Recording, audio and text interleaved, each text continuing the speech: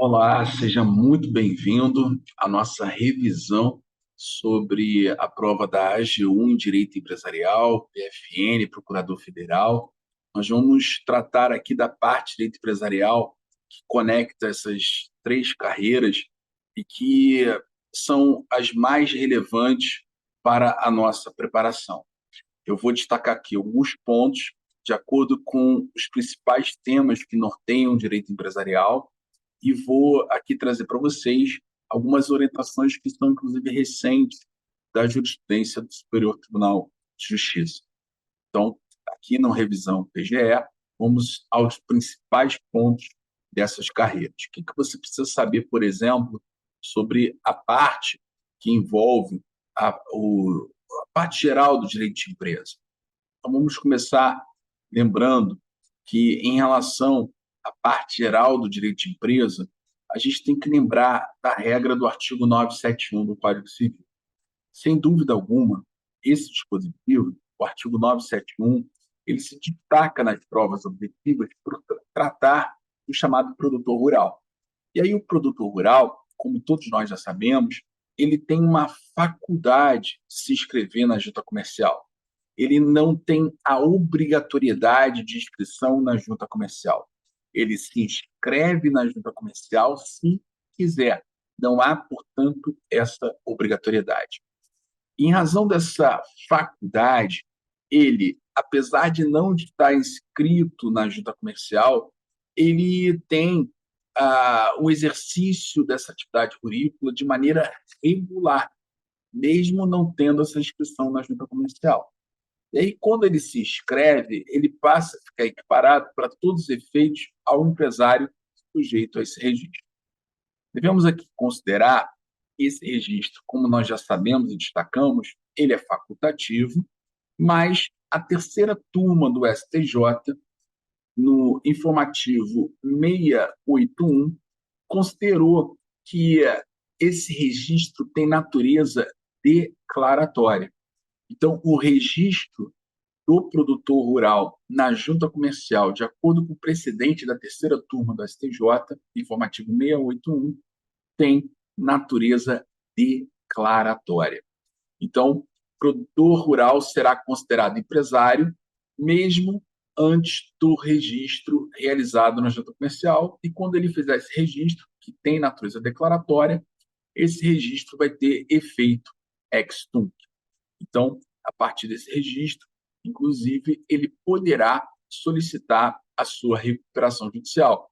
Como já dizia os informativos 664 e informativo 681 do STJ, e também, mais recentemente, no informativo 743 do STJ.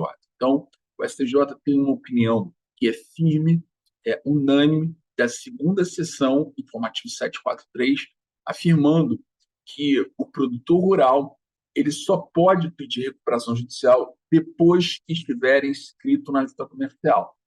E ele não precisa aguardar mais de 2 anos dessa inscrição na junta comercial, para fins do artigo 48 da Lei 11.101 de 2005, que é aquele dispositivo que diz que, para se postular uma recuperação judicial, você precisa estar no exercício regular das atividades por mais de 2 anos. Ele não precisa, o produtor rural não precisa esperar mais de 2 anos da sua inscrição na junta comercial e ele conseguir demonstrar que já exerce a atividade rural, mesmo antes desse registro, há mais de 2 anos. Então, para o produtor rural, nós temos essa regra específica do artigo 7, não, perdão, do informativo 743. Ele precisa ter mais de 2 anos do exercício regular de sua atividade rural, como diz o artigo 48. Só que esse lapso temporal pode ser computado aquele período em que ele ainda não tinha inscrição na junta. Outro ponto também importante é o parágrafo único do 971, porque esse parágrafo único ele foi incluído pela Lei 14.193 de 2021, que é a lei da SAF, a Lei da Sociedade Anônima Futebol. Essa lei ela trouxe a figura da Sociedade Anônima Futebol, mas também fez a inclusão desse parágrafo único no 971, mandando aplicar para as associações civis que se dedicam de maneira profissional à exploração do futebol, a mesma regra que é dedicada ao produtor rural do 971. Então, por força do parágrafo único do 971, as associações civis que sejam dedicadas ao exercício da exploração do futebol profissional podem, se quiser, migrar o seu registro para a junta comercial. Eles podem se inscrever na junta comercial e vão ter, portanto, a proteção que vai ser dada para o empresário.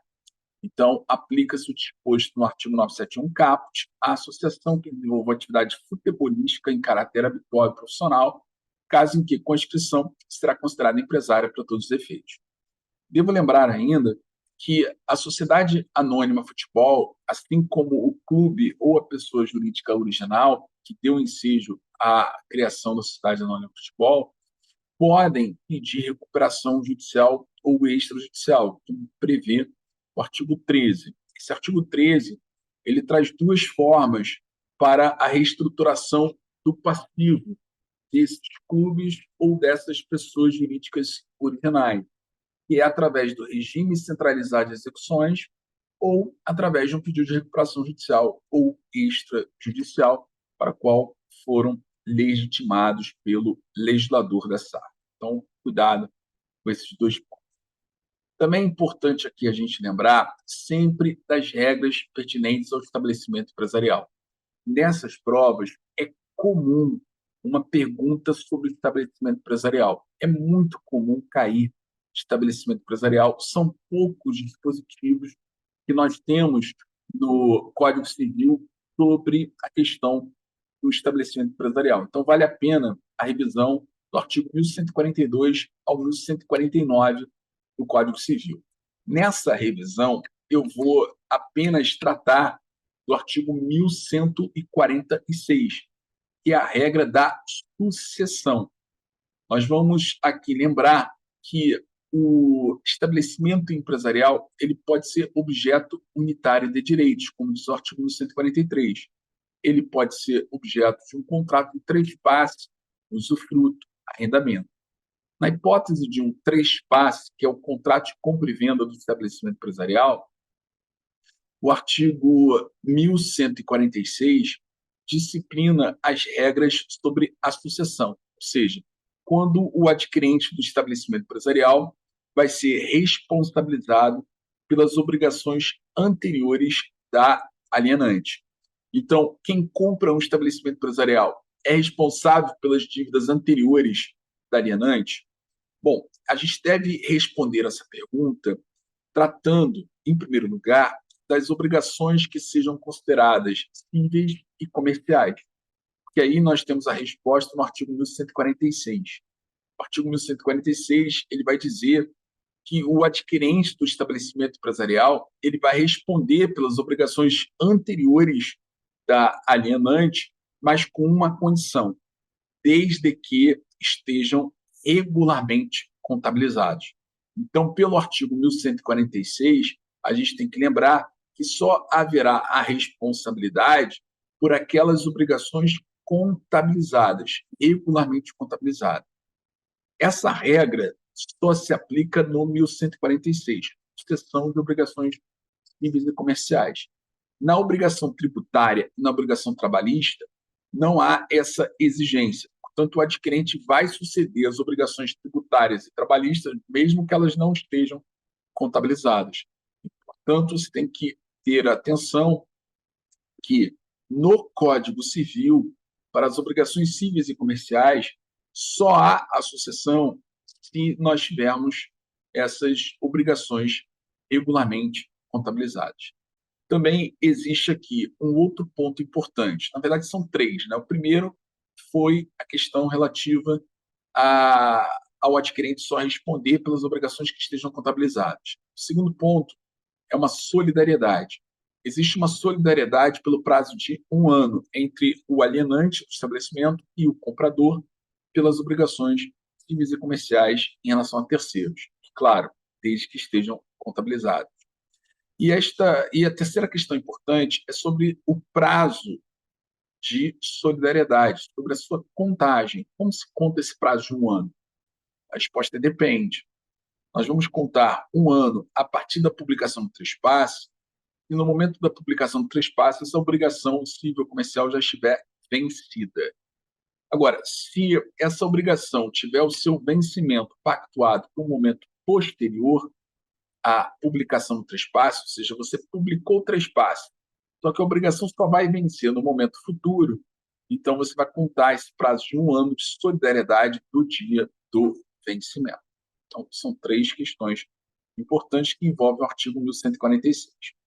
Mas, como eu disse e já ressaltei, essa questão da sucessão deve ser analisada sob essas três perspectivas. Em primeiro lugar, a gente viu obrigações cíveis e comerciais, a resposta no Código Civil.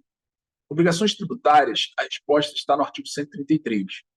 E aí, no 133, pouco importa se está ou não contabilizado, haverá a sucessão. No caso de obrigações tributárias, a sucessão existe. Só que a gente tem que ter cuidado para saber se o adquirente terá ou não direito ao benefício de ordem. E para saber se ele vai ter direito ao benefício de ordem, a gente tem que analisar o inciso primeiro e o inciso segundo do artigo 133. Então vamos lá. Obrigações tributárias, o adquirente responde? Sim. Como ele responde? Ele tem direito ao benefício de ordem? Depende.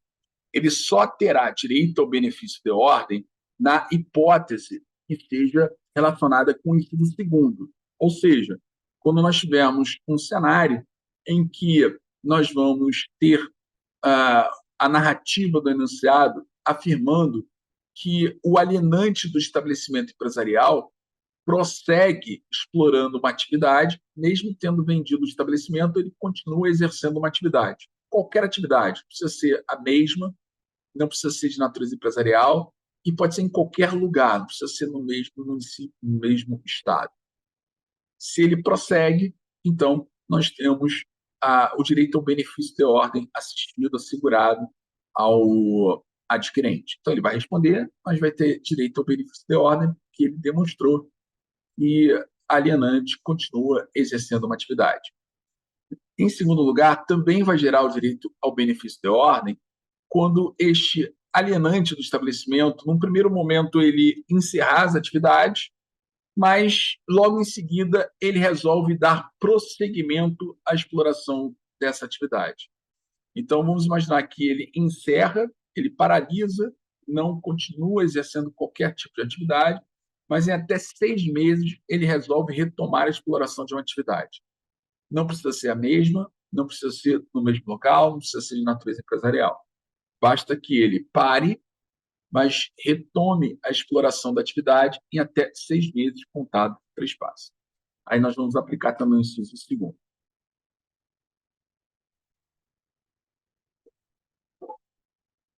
O inciso primeiro é a hipótese em que nós vamos ter a responsabilidade integral do adquirente, ou seja, ele não terá direito ao benefício de ordem. Ele vai responder integralmente sempre que alienante cessar a exploração da atividade e não tiver, evidentemente, retomado em até 6 meses. Em relação à parte trabalhista, a gente tem que lembrar que o artigo 448-A da CLT diz que haverá responsabilidade sucessória em relação ao trespasse. Então, responsabilidade trabalhista, o adquirente vai responder pelas obrigações trabalhistas anteriores da alienante. E se tiver fraude, haverá uma solidariedade. Temas de direito societário. Então, a gente está numa reta final, então vamos ser bem objetivo aqui na nossa revisão. Vamos aqui lembrar de alguns dispositivos da sociedade limitada que caem com uma certa frequência. Por exemplo, o artigo 1055, parágrafo 1º. O artigo 1055, parágrafo 1º, estabelece uma responsabilidade para o sócio, que é uma responsabilidade pertinente à exata estimação dos bens que foram conferidos ao capital social. Nesse caso, quando algum sócio contribui para o capital social com bens, isso faz com que todos, exatamente todos os sócios, tenham uma responsabilidade solidária pelo prazo de até 5 anos da data do registro da sociedade, pela exata estimação dos bens conferidos ao capital social. Então, imagine uma sociedade limitada, integrada por sócio A e por sócio B. O sócio A integraliza sua parte em bens e o sócio B em dinheiro e à vista. Todos os sócios, inclusive o B, são solidariamente responsáveis pela exata estimação dos bens conferidos ao capital social, pelo prazo de 5 anos.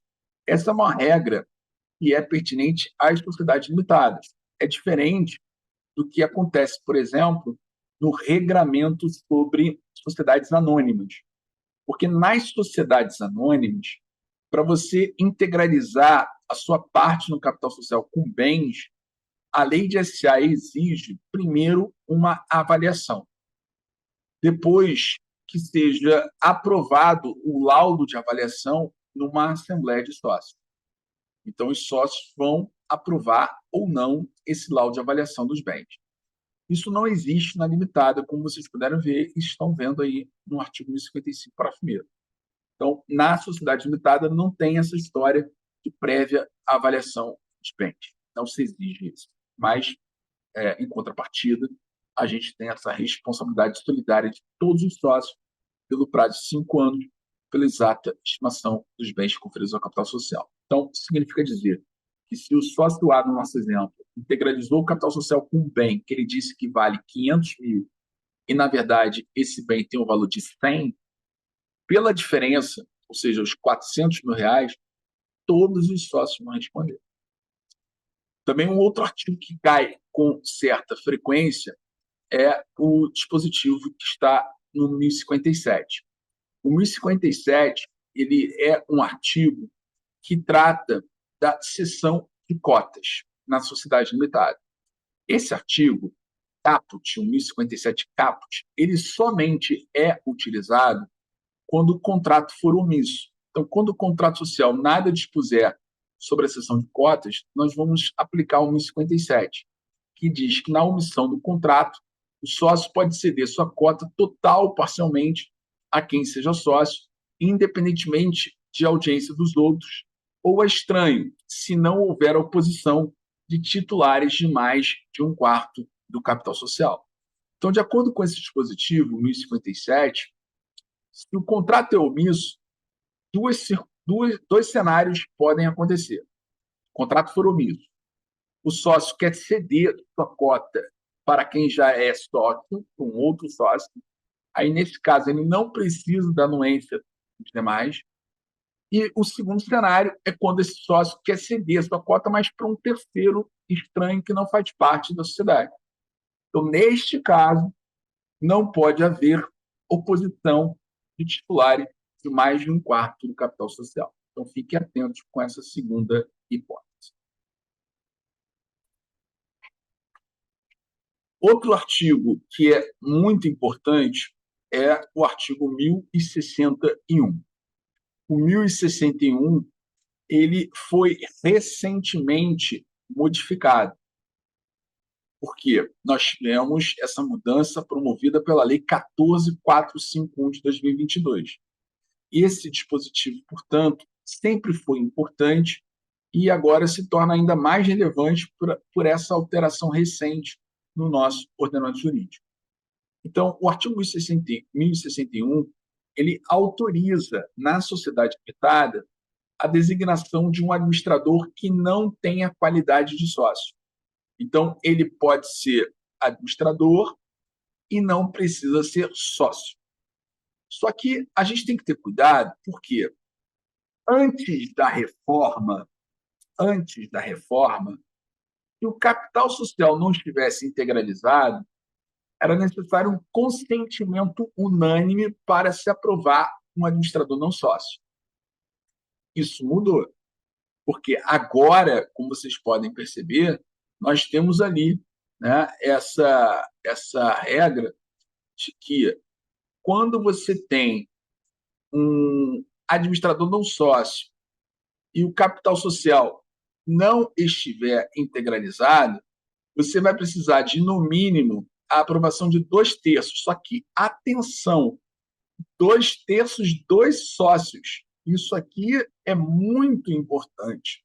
São 2/3 dos sócios, não são 2/3 do capital social. Então, isso aqui você tem que ter muito cuidado com a questão. Então, são, no mínimo, 2/3 dos sócios quando o capital não estiver integralizado.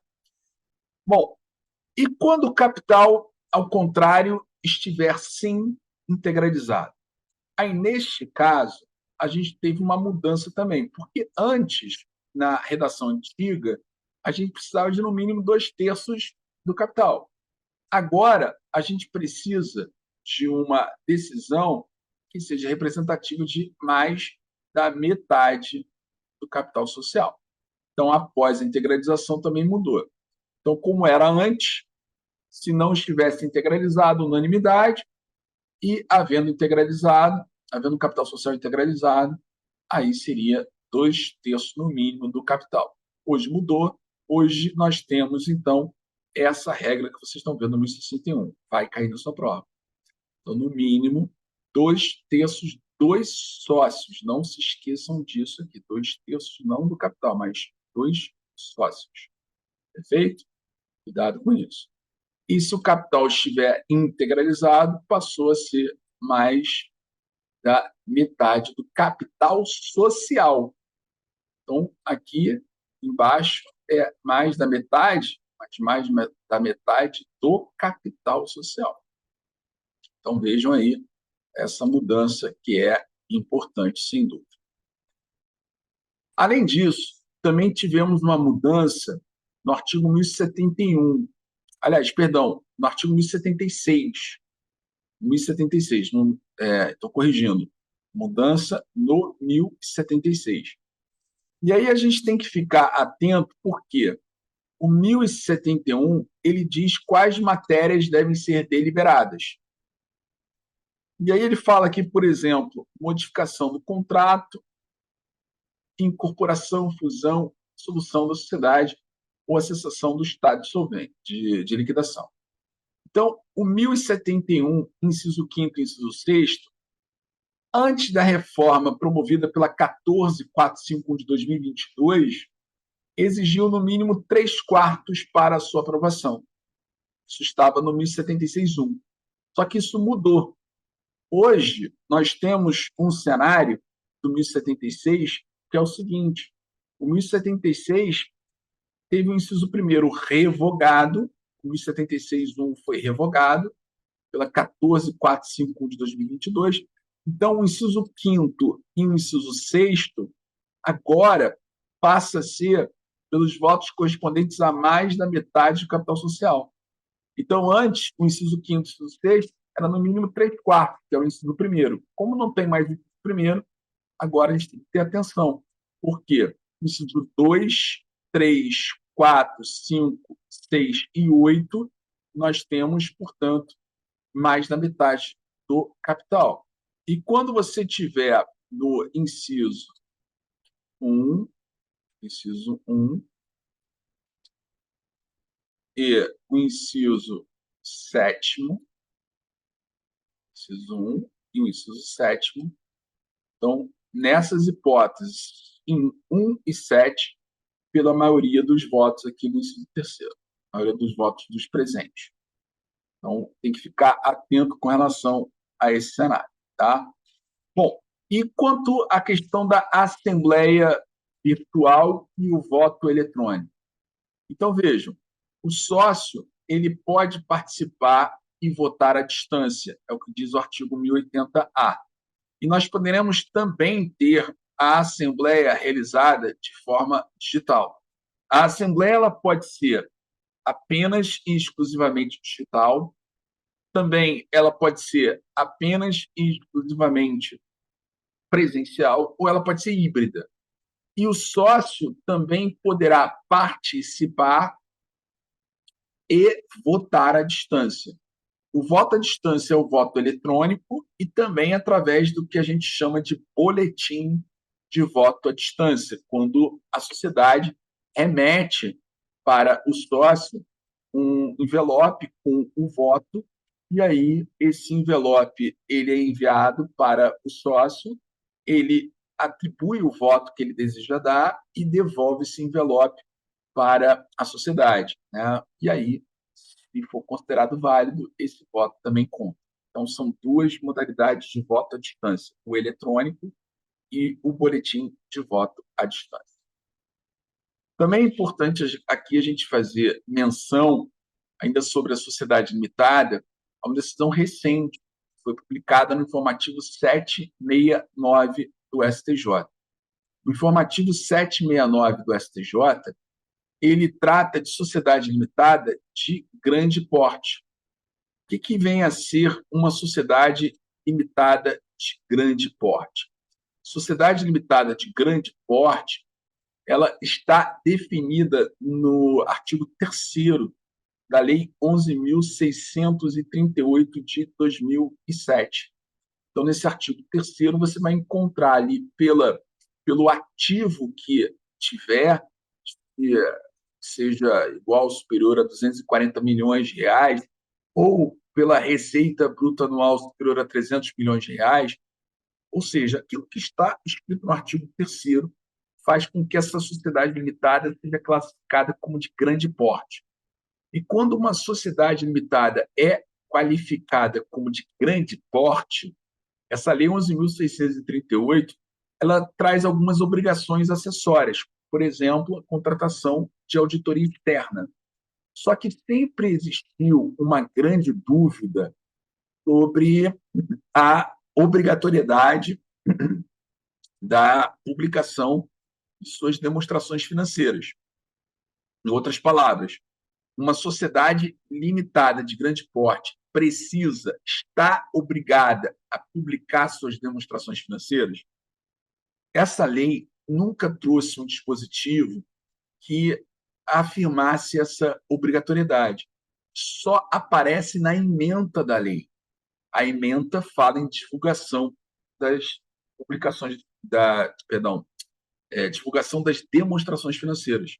Tem que publicar.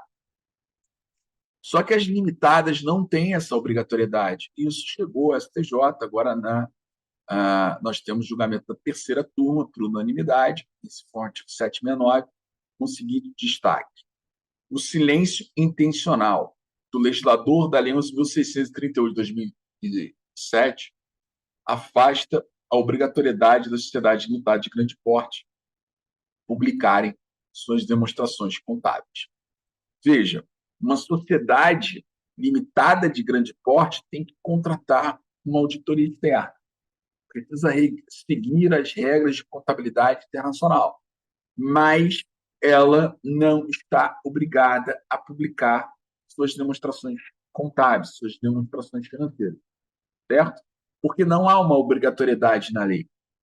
E se for uma sociedade anônima de grande porte? A sociedade anônima de grande porte ela vai ter a obrigação de publicar suas demonstrações contábeis, porque a lei de SA vai trazer essa obrigação. A Lei 11.638 de 2007 não trouxe.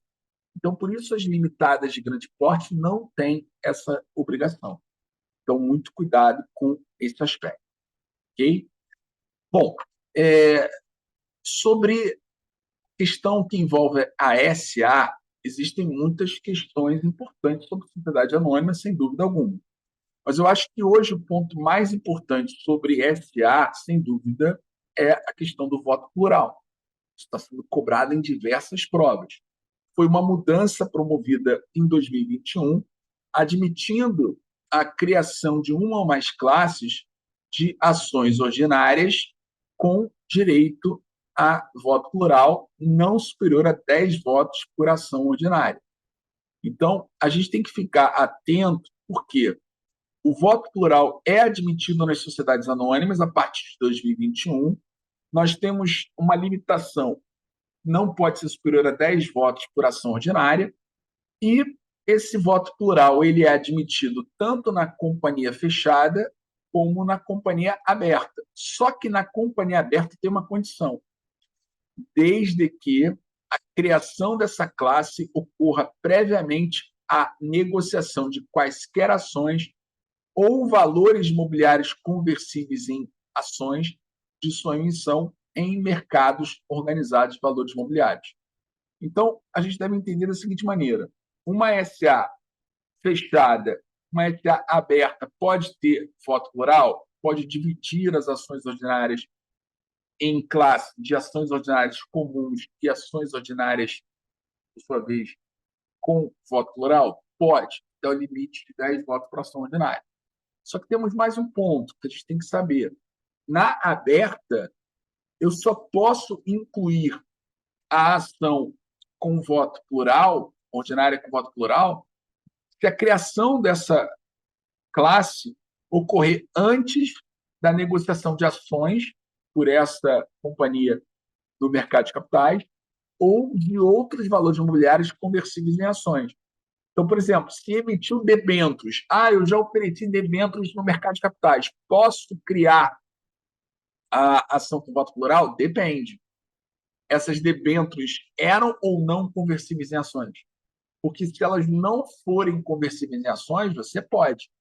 Agora, quando esse valor imobiliário, debêntures, é conversível em ações, não pode, porque já foi negociado no mercado de capitais. Cuidado com isso.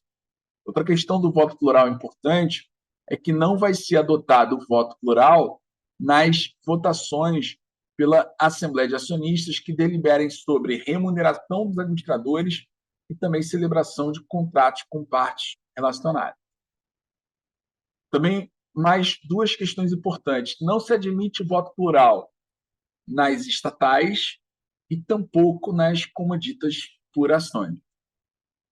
Também é interessante lembrar que, para ser administrador de uma SA, seja conselheiro de administração ou diretor, você não precisa ser acionista.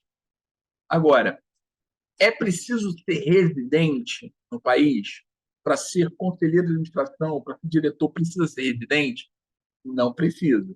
Agora, quando você não é residente, o parágrafo 2º diz que a sua posse está condicionada à outorga de uma procuração para uma pessoa residente no nosso país, atue como seu representante. E é necessário que nós tenhamos aqui a seguinte observação: essa procuração tem que ter um prazo mínimo de 3 anos contados do fim da gestão desse administrador e tem que ter poderes para receber citação com base nas ações que sejam correspondentes à legislação societária e também para citações e intimações dos processos administrativos instaurados pela CVM. Perfeito? Bom, então nós vamos aqui fechar esse nosso primeiro bloco. No próximo bloco, então, a gente fala sobre títulos de crédito.